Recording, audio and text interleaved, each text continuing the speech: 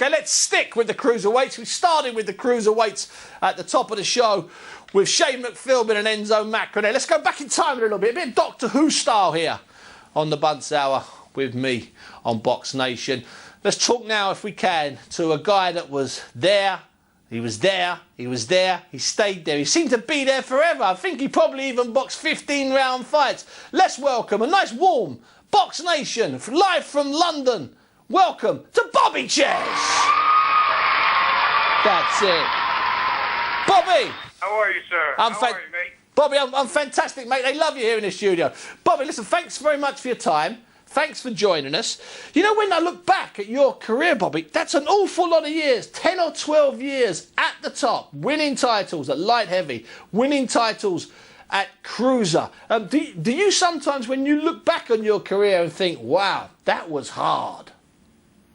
Well, you know, when I started as a pro at 160 pounds, I knew I was having trouble making 160 because when I fought in the amateurs, I was fighting 165. Oh, wow, so okay. I knew I'd probably be a light heavyweight. But I never believed that I could grow up and be big enough to win a cruiserweight title. And then even after that, I won the super cruiserweight title. So I never figured I could function that big. But I was lucky enough to have a good jaw, good chin, and it held up. Well, it's a little bit better than just having a good jaw and a good chin, Bobby. You were a quality fighter over a lot of years, and you fought a lot of good fighters. In your opinion, Bobby, whether you won the fight or lost the fight, who was the best man you shared a ring with? Well, I guess the consensus would probably be Evander Holyfield. Mm-hmm. But at the end of my career, fighting a guy like Corey Sanders at 6'5", 245 pounds, it was just too much. I was just overwhelmed. I was too short. Not long enough reach, not enough weight. I couldn't compete. But I fought some good guys, and I think Evander Holyfield would probably go down as the most accomplished. And what do you think was your best win, Bobby? If you had to say that was the night I was most satisfied with what I did inside that square ring, what night would that have been? It's hard to say, but I've reflected on this a couple of times. And after I moved up to cruiserweight and everybody told me I was too small and I couldn't beat the guy, I thought after looking at the tapes I could beat him. And interestingly enough, he was shorter than me, but he was so strong I couldn't deal with him with my normal style. So I was forced to change up for the entire 12 rounds and box from the outside, move, step around and move, more like a Muhammad Ali or a Sugar Ray Leonard, which I was not known for, but I could do. And at the end of the night, I had moved so much that the skin rubbed off the bottom of the two balls of my feet, and I was bleeding through my shoes. Wow. But I still stuck in there to win it. So that was one of the most gratifying days of my life. See, it's so dangerous being a mover. It's much better just getting in position and throwing shots from short range, Bobby. You proved that there by your bleeding feet. The sacrifices you made. Bobby, when you look at the fight game at the moment, especially the cruiserweights, I bet you'd fancy, a couple of years fighting over in Germany where they get good crowds, they pay good money, and there's some good fights available in your division. It suddenly becomes, certainly in Europe and especially in Germany, the cruiserweights is the division to be in. Well, you know what? Every couple of decades it changes up. Whether it's the heavyweights, it's the welterweights, the middleweights, and the cruiserweights are getting a chance. The division that's basically been a wasteland for quite a while is now have some real talent. And unfortunately, I haven't been following the boxing. Sure. I haven't been following all the competitors and been up to speed on who is doing what and where.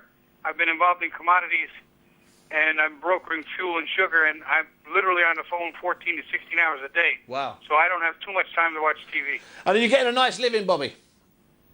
Are you much better than I was fighting. Yeah. No, listen, and then that's because I have too many fighters, ex-fighters on this show. I had Terry Norris on here, the other few weeks ago, and he's hit hard times, rough times. So it's a pleasure and a delight to have people on the show that have ended their careers. Well, you know what? What happened to me 5 years ago, come April, I was in a very bad car accident. I wound up in a coma for 28 days, and the hospital stay was upwards of $2.5 million, of only which my insurance could cover 68 or 70% of it. Wow. So after that, it left me a bit, in tight spot. But say the least. I'm one of the few fighters that still thinks very well outside the ring, had an education, and I apply myself, and I still do some broadcasting, but I've got into real big money game because that's what I want. I want the big money. And also you've got to clear that debt. Listen, Bobby, it's been an absolute delight and a pleasure talking to you. And I really mean that. It's been inspirational. It's been really good. Bobby Czyz, thank you very much. You have a great day. And you, Bobby Czyz, thank you very much. Bobby Czyz, a great name. He was a good fighter. Tell you what, he wasn't in bad fights. Now, coming up on the show, I've been promising it all day. I've been talking about it. I've been leaving little messages. I've been talking about how I'm going to be having Muhammad Ali's boots on the show. The boots he wore when he defended his title against Jimmy Young in, I think, Landover, Maryland in about 1975. Those boots are going to be on the show. I'm also going to have the gloves that Ali wore when Henry's hammer sent him down and he wandered back to the corner, Ali, and Angela Dundee, Lord rest his soul, manipulated a small tear. You remember those gloves? I've got those gloves in the studio. When you see me next, I might have those gloves, holding them in my hand, showing you the tear. You see? That's why we do the show live. That's why the show is what it is. Right now, though, let's go for a break or two.